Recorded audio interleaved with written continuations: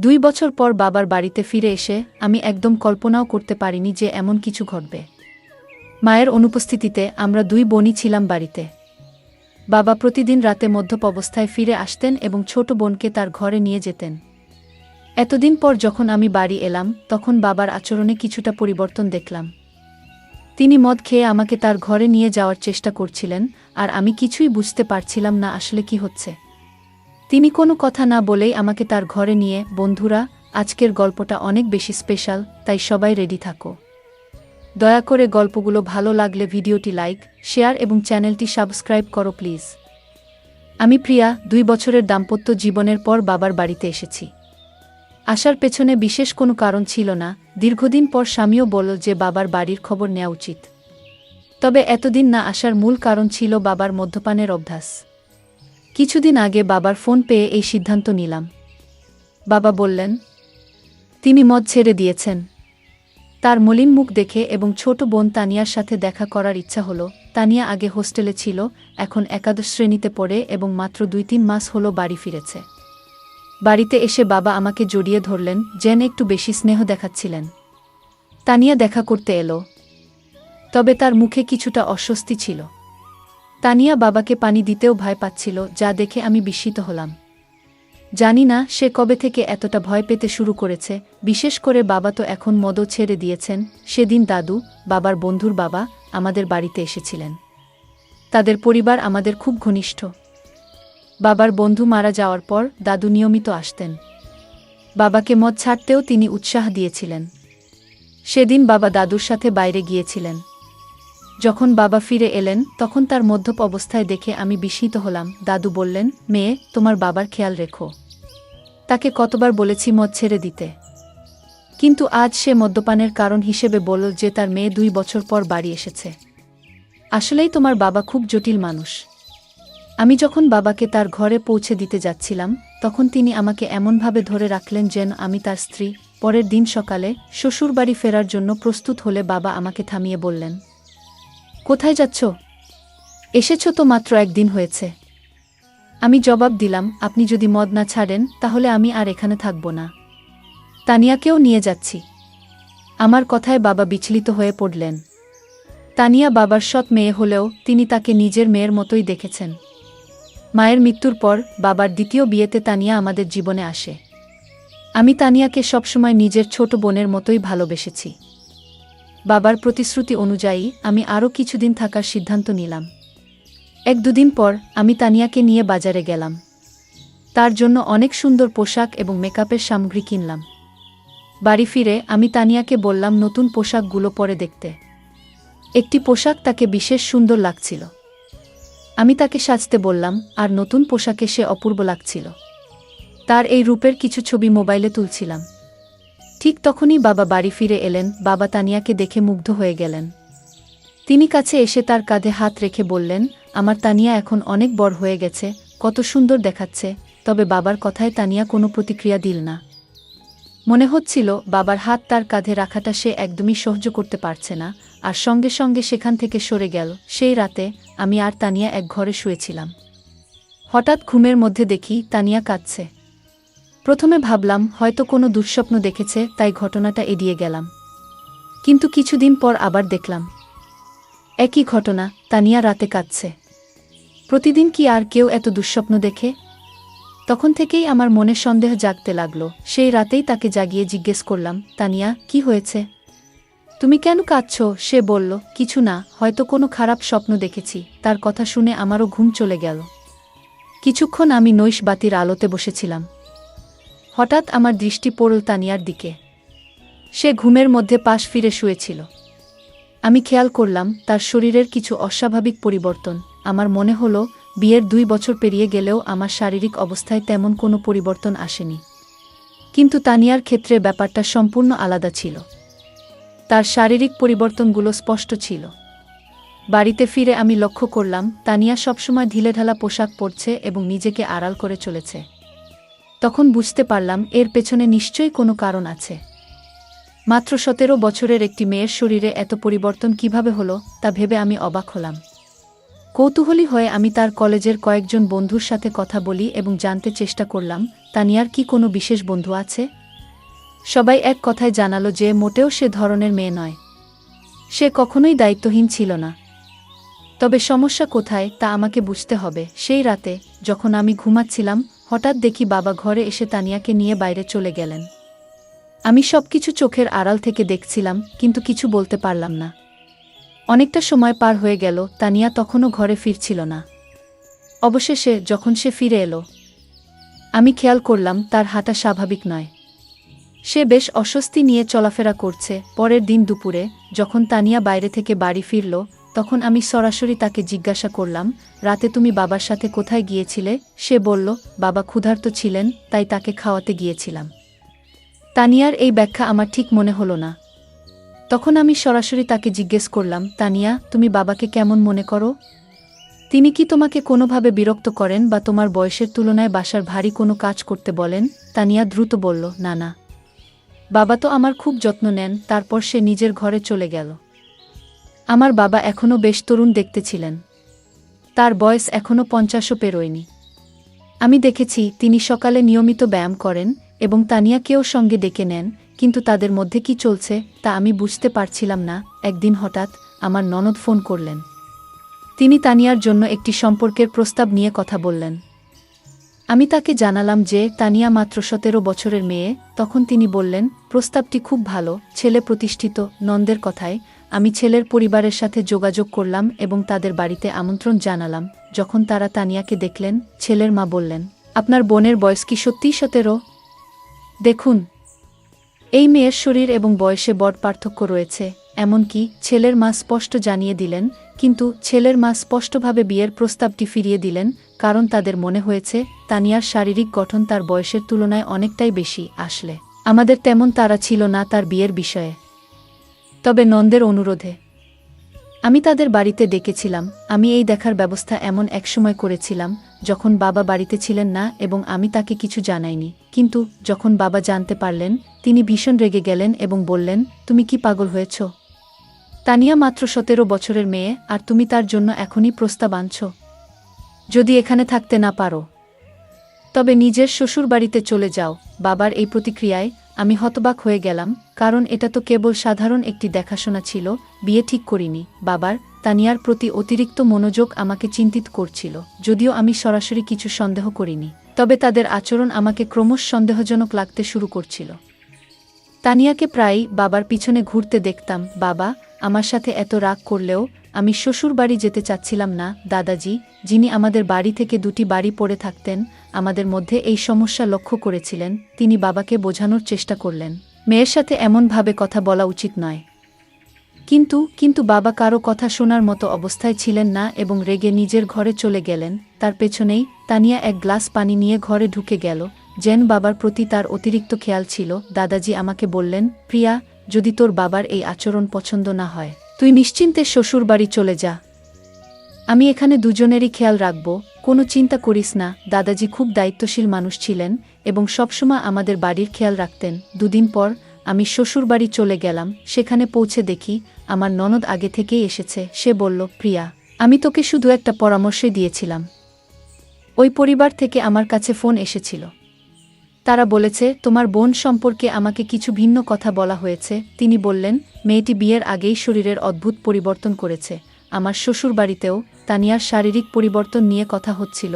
এরপর ননদ আমাকে বললেন, প্রিয়া, রাগ করো না, তবে এখনও তোমার হাতে সময় আছে। তুমি এখনই ভালো কোনো পরিবারের সাথে তানিয়ার বিয়ের ব্যবস্থা করো, কারণ তার বয়স বাড়লে শরীরের পরিবর্তন আরও বেশি হবে। তখন তার জন্য উপযুক্ত পাত্র খুঁজে পাওয়া কঠিন হয়ে যাবে। নন্দের কথা সত্যিই ছিল। আমি তার কাছ থেকে আরও 4-5টি প্রস্তাবের যোগাযোগ নম্বর নিলাম এবং সরাসরি আমার বাবার বাড়িতে চলে গেলাম। সেখানে গিয়ে বাবাকে স্পষ্ট বললাম, আমি তানিয়ার জন্য সম্পর্ক দেখতে শুরু করেছি। বাবা এতে রেগে গেলেন, কিন্তু আমি তার রাগের পরোয়া করলাম না, কারণ আমি আমার বোনের ভবিষ্যৎ নিয়ে চিন্তিত ছিলাম। বাবা তর্ক করে বললেন, তানিয়ার বিয়ে হয়ে গেলেও আমি কিভাবে এই বাড়িতে একা থাকব? তোমার মা চলে যাওয়ার পর তানিয়া আমার জন্য মায়ের মতো হয়ে উঠেছে। বাবার কথা শুনে আমি কিছুটা বিরক্ত হয়ে বললাম, আপনার স্ত্রীর মতো বলতে চান? মানে সে খুব যত্নশীল। তিনি সঙ্গে সঙ্গে কথা ঠিক করে বললেন, মানে সে আমার খুব খেয়াল রাখে। তার বিয়ের পর আমার দেখাশোনা কে করবে? আমি বাবাকে বললাম, আপনার পেনশন তো আসে, আপনি একজন সেবিকা রাখতে পারেন যিনি 2-4 ঘন্টা আপনার যত্ন নেবেন। আসলে বাবাকে বোঝানোর প্রয়োজন ছিল না, কারণ তানিয়া সবসময় আমার কথা শুনত। আমার দেখা 4-5টি সম্পর্কের মধ্যে একটি পরিবার তানিয়াকে পছন্দ করেছিল। সেই পরিবার আমাদের শহরেই ছিল এবং ছেলেটি একটি বড় কোম্পানিতে চাকরি করত। তানিয়ার 18 বছর হতে এখনও 8 মাস বাকি ছিল, তবে আমি কাউকে কিছু না জানিয়ে সেই সম্পর্কটি ঠিক করে দিলাম এবং দ্রুত তার বিয়ে দিয়ে দিলাম। তানিয়ার বিয়ে হয়ে যাওয়ায় আমি আবার নিজের মনে শান্তি পেলাম। হ্যাঁ, কিন্তু আমি যেমনটা ভেবেছিলাম তেমন কিছুই হয়নি। বিয়ের প্রথম রাতের পরেই দ্বিতীয় দিনেই তানিয়া বাড়ি ফিরে এসেছিল। তার স্বামী রাগ করে তাকে বাড়িতে রেখে চলে গিয়েছিল, আর তানিয়াও কাঁদছিল। আমি তাকে জিজ্ঞাসা করলাম, তানিয়া, মাত্র একদিনেই এমন কি ঘটল শ্বশুরবাড়িতে যে তোমার স্বামী এত রেগে গিয়ে তোমাকে এখানে রেখে দিল? তখন সে বলল, আমি ওর সাথে থাকতে পারবো না। তানিয়া সঠিকভাবে কিছু বলতে চাইছিল না, তাই আমি তার স্বামীকে ফোন করলাম এবং জিজ্ঞেস করলাম কেন সে তানিয়াকে তার বাপের বাড়িতে রেখে দিল। তখন তার স্বামী বলল, তোমার তানিয়া প্রথম রাতেই কিছু অশোভন কথা বলেছে। যখন আমি তার কাছে গিয়েছিলাম সে বলল, আমি তোমার সাথে মানিয়ে নিতে পারবো না, আমি শুধুমাত্র আমার বাবার সাথে অভ্যস্ত। মাত্র 7 বছরের একটি মেয়ে এমন কিছু বলবে, তা শুনে আমার কাছে অদ্ভুত লেগেছে। এছাড়াও আমরা জেনেছি যে তানিয়া গত কয়েক মাস ধরে তার বাবার সাথে একা বাস করছে। কিন্তু ব্যাপারটা এখানেই শেষ নয়। সে তার আসল বাবা নন। তুমি যেটা ভালো মনে করো সেটা করো, কিন্তু আমি তাকে আমার বাড়িতে ফিরিয়ে নিতে পারবো না। তানিয়া কেন এমন পাগলামি করল কিছুই বুঝতে পারছিলাম না। নিজের মেয়েকে বিয়ের দ্বিতীয় দিনেই বাড়িতে ফিরে আসতে দেখে আশ্চর্যজনকভাবে তার বাবা একটুও চিন্তিত ছিলেন না, বরং তিনি অনেক খুশি ছিলেন। গত কয়েকদিন ধরে তিনি রাতে তানিয়াকে তার ঘরে ডাকতেন এবং বসাতেন। কিছুদিন পর আমার সামনেই তিনি তানিয়ার জন্য কিছু পোশাক কিনেছিলেন, যা তার দেহের মাপে যথেষ্ট ছোট ছিল। তখন তানিয়া সেই পোশাকগুলো পরেনি, কিন্তু রবিবার আমি যখন আমার বান্ধবীর বাড়ি গিয়েছিলাম সেখান থেকে ফিরে এসে আমি দেখলাম যে তানিয়া সেই ছোট পোশাক পরে বাড়ির মধ্যে ঘুরে বেড়াচ্ছে। আমার চোখ অবাক হয়ে গিয়েছিল, কারণ সে তার বাবার সামনে ছোট পোশাক পরে হাঁটছিল। বাবা যেভাবে তাকে দেখছিলেন সেটা দেখে আমি সাথে সাথেই তানিয়ার হাত ধরে তাকে আমার ঘরে নিয়ে গেলাম এবং বললাম, তানিয়া, এখন তুমি আর ছোট নেই, একবার নিজেকে আয়নায় দেখো। বাবার সামনে এমন ছোট পোশাক পরে ঘুরে বেড়ানো ঠিক নয়। তানিয়া আমার কথাগুলো শান্তভাবে শুনল, কিন্তু কোনো উত্তর দিল না। সেদিন রাতে আমি ঘুমাচ্ছিলাম, তখন হঠাৎ আমার মনে হলো যেন কেউ আমাকে ধাক্কা দিয়েছে। ঘুম ভেঙে দেখি পাশে তানিয়া নেই। আমি তাকিয়ে দেখলাম সে ঘর থেকে বাইরে যাচ্ছিল। আমি তার পেছনে পেছনে গেলাম এবং দেখলাম সে বাবার ঘরের সামনে দাঁড়িয়ে আছে। আমি পেছন থেকে ডাকলাম, তানিয়া, এত রাতে কোথায় যাচ্ছ? কিন্তু সে আমার কথার কোনো উত্তর দিল না, এমনকি আমার দিকে তাকালো না। আমি তার সামনে এসে দাঁড়ালাম এবং তখন বুঝলাম তানিয়া আসলে ঘুমের মধ্যে হাঁটছিল। পরের দিন সকালে আমি তাকে জিজ্ঞেস করলাম, তানিয়া, তোমার কি ঘুমের মধ্যে হাঁটার সমস্যা আছে? সে বলল, আমারও ঠিক জানা নেই, আমি রাতে ঘুমের মধ্যে হাঁটি, কিন্তু কিছুই মনে থাকে না। আমরা যখন কথা বলছিলাম তখন আমার স্বামীর ফোন এলো। তিনি কয়েকদিনের মধ্যে আমাকে নিয়ে যেতে আসবেন বলে জানালেন। তানিয়া এই কথোপকথন শুনে আমাকে যেতে দিতে একদম রাজি ছিল না। ঠিক সেই মুহূর্তে দাদু সেখানে এসে হাজির হলেন। 7 বছর বয়স হলেও দাদু এখনও বেশ শক্তিশালী ছিলেন। আমাদের কথাবার্তা অনেকেই শুনছিল। দাদু তানিয়াকে বললেন, তুমি শ্বশুরবাড়িতে থাকতে চাও না, কিন্তু তোমার বড় বোন তোমার মতো নয়, তার অনেক দায়িত্ব আছে। বাপের বাড়ি মেয়েদের জন্য অল্প সময়ের জায়গা, তাকে তার দায়িত্ব পালন করতে হবে, তাকে বাধা দিও না। দাদু তানিয়ার কাঁধে হাত রেখে কথা বলছিলেন, কিন্তু হঠাৎ তানিয়া দাদুর হাত ঝেড়ে ফেল এবং বলল, আমাকে অযথা উপদেশ দেবেন না, সে আমার বোন, তার সাথে কি কথা বলতে হবে সেটা আমি নিজেই দেখে নেব। আপনি নিজের বিশ্বাসটা দেখুন। তানিয়ার এমন অদ্ভুত আচরণ আমারও ভালো লাগেনি। কয়েকদিন পর আমার স্বামী আমাকে নিতে আমার বাপের বাড়িতে এলো। তানিয়া তার জামাইয়ের কাছে কিছুদিনের জন্য বাড়িতে থাকার জেদ ধরল। আমার স্বামী ও তানিয়ার জেদ দেখে রাজি হয়ে গেলেন। আমার স্বামী আমাকে বলল, প্রিয়া, তুমি গত কয়েকদিন ধরে বাপের বাড়িতে আছো।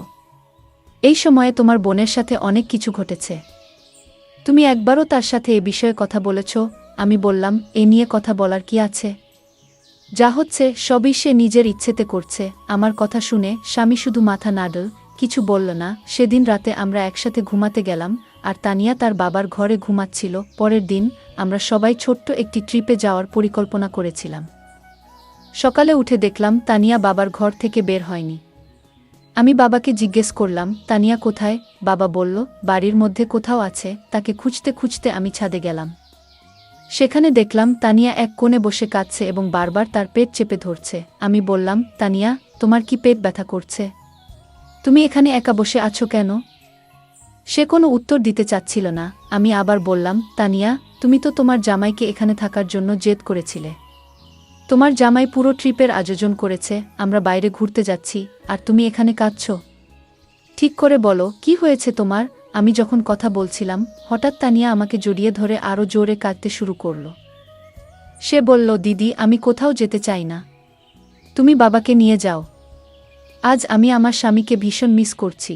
তানিয়া হঠাৎ করে তার স্বামীকে কেন এত মনে পড়ছে সেটা আমি বুঝতে পারছিলাম না।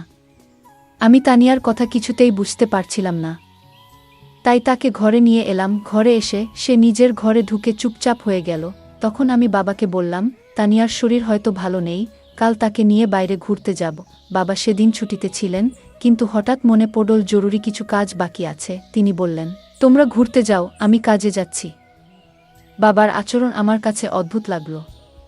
তিনি বাড়িতে থাকার কথা বলেছিলেন, অথচ এখন কাজের অজুহাত দিচ্ছেন। তানিয়া বলল, আমি যতই অসুস্থ থাকি, তোমাদের সাথে বাইরে যাব। আমি জানতাম তার শরীর ভালো নেই, তাই বললাম, আজ তুমি বিশ্রাম করো, কাল আমরা বাইরে যাব। পরে বাবা আর তানিয়া আমাদের সাথে বাইরে গেলেন না। কিন্তু আমি আর আমার স্বামী ঘোরার পরিকল্পনা বাতিল না করেই বেরিয়ে পড়লাম। সন্ধ্যায় তানিয়ার স্বামীকে নিয়ে বাড়ি ফিরে দেখি তানিয়ার ঘর থেকে কিছু অদ্ভুত আওয়াজ আসছে। তার সেই আওয়াজ শুনে আমরা ভীষণ ভয় পেয়ে গেলাম। আমরা দৌড়ে তার ঘরের কাছে গেলাম, কিন্তু ঘরের দরজা ভেতর থেকে বন্ধ ছিল। আমার স্বামী দরজাটা ভেঙে ফেল। আর ভেতরে যা দেখলাম তা দেখে আমরা যা দেখলাম তাতে আমরা গভীরভাবে বিচলিত হয়ে পড়েছিলাম। আমার 17 বছরের বোন তানিয়া এমন একজন বৃদ্ধের সাথে ছিল, যার আচরণ একেবারেই অনুচিত ও অপ্রত্যাশিত ছিল। সেই দৃশ্য দেখে আমার স্বামী প্রচণ্ড রেগে গিয়ে সরাসরি সেই ব্যক্তির দিকে এগিয়ে যায় এবং তাকে জিজ্ঞাসা করতে শুরু করে। যখন আমরা বাড়ি থেকে বাইরে ছিলাম, তখন শুধু বাবা আর তানিয়া ছিল ঘরে। কিন্তু যেটা ঘটছিল তার কেন্দ্রে ছিল এক প্রবীণ ব্যক্তি, যিনি প্রায় 60 বছরের। আমি বাবার ঘরে গিয়ে দেখি তিনি সম্পূর্ণভাবে অচেতন অবস্থায় পড়ে আছেন। ঠিক সেই মুহূর্তে তানিয়া আমার কাছে ছুটে এসে জড়িয়ে ধরে। আমি তাকে শান্ত করে জিজ্ঞেস করলাম, তানিয়া, আসলে কি ঘটছে? এই ব্যক্তি কি তোমার সাথে এর আগেও এমন কিছু করেছে? তানিয়া চোখ মুছতে মুছতে বলল, হ্যাঁ দিদি, দাদু অনেকবার আমার প্রতি অন্যায় আচরণ করেছে। এমনকি গতকাল রাতেও তার আচরণ খুবই খারাপ ছিল। দাদু বাবাকে কিছু টাকা ঋণ দিয়েছিলেন, কারণ বাবার বাজে অভ্যাসের জন্য আমাদের বাড়িটা প্রায় বিক্রি হওয়ার পথে ছিল। তখন দাদু আমাদের সাহায্য করেছিলেন। বাবা সেই ঋণ শোধ করতে না পারলে হয়তো আইনগত সমস্যায় পড়ে যেতেন। সে সময় আমি ভেবেছিলাম দাদু একজন ভালো মানুষ, কিন্তু পরে বুঝতে পারলাম তার আসল চেহারা অন্যরকম। দাদু প্রায়ই বাড়িতে এসে বাবার সাথে মদ খেতেন, আর বাবা ঘুমিয়ে পড়লে আমাকে অত্যাচার করতেন। গতকালও একইভাবে আমাকে হুমকি দিয়ে বললেন, কাউকে বললে বাবাকে জেলে পাঠাবো। এতদিন এসব সহ্য করেছি, কিন্তু তোমাকে বলতে পারিনি। তুমি আমাকে সবসময় ভুল বুঝেছ, কখনো পাশে দাঁড়াওনি। বাবাকেও কিছু বলতে পারিনি, কারণ তিনি বারবার মদের মধ্যে ডুবে যেতেন। বাবাও সবসময় আমার সাথে রাগ করতেন, আর আমি কিছুই করতে পারতাম না। বিয়ের পরও সেই বৃদ্ধ লোকটার কথা মনে পড়ত, যা আমাকে কষ্ট দিত। এজন্য রাতে ঘুমের মধ্যে অজান্তেই কিছু বলতাম, কখনো বাবার নামও বেরিয়ে আসত। আমার স্বামীও আমাকে বুঝতে পারেননি। বিয়ের দুদিন পরেই আমাকে বাপের বাড়ি রেখে চলে যান। তানিয়ার কথা শুনে আমার চোখে জল এলো। তার স্বামী ও দুলাভাইও কাঁদছিলেন। আমি তাকে না বুঝেই সবসময় রাগ দেখিয়েছি, বড় বোন হিসেবে আমার দায়িত্ব পালন করিনি। আমি তানিয়ার কাছে ক্ষমা চাইলাম। বাবা যখন সব জানলেন, তখন নিজেকে দোষী ভাবতে লাগলেন। মদের নেশায় তিনি আমাদের পরিবারকে বিপদে ফেলেছিলেন। আমি তানিয়াকে কিছুদিন নিজের কাছে রাখলাম। তার মানসিক অবস্থার উন্নতি হল। 1-8 বছর বয়সে তার স্বামী আবার তাকে বাড়ি নিয়ে গেল। অতীত মেনে নিলেও তানিয়ার সহ্য করা কষ্টের পূরণ আমাদের কারো পক্ষে সম্ভব ছিল না। আমরা সেই বৃদ্ধ লোকটাকে পুলিশের হাতে তুলে দিলাম এবং সে শাস্তি পেল, যা তার প্রাপ্ত ছিল। বন্ধুরা, বাচ্চাদের যত্ন ও ভালোবাসা গুরুত্বপূর্ণ। পরিবারের সবাই মিলে নিয়মিত কথা বলা ও নজর রাখা উচিত, যাতে তারা সুখী থাকে এবং কোনো চাপের মধ্যে না থাকে। গল্পটা কেমন লাগলো জানাতে ভুলবে না। আরও মজার মজার রোমান্টিক গল্প শুনতে চাইলে ভিডিওটি লাইক, শেয়ার এবং চ্যানেলটি সাবস্ক্রাইব করতে এবং বেল আইকনটি ক্লিক করতে ভুলবে না। ধন্যবাদ।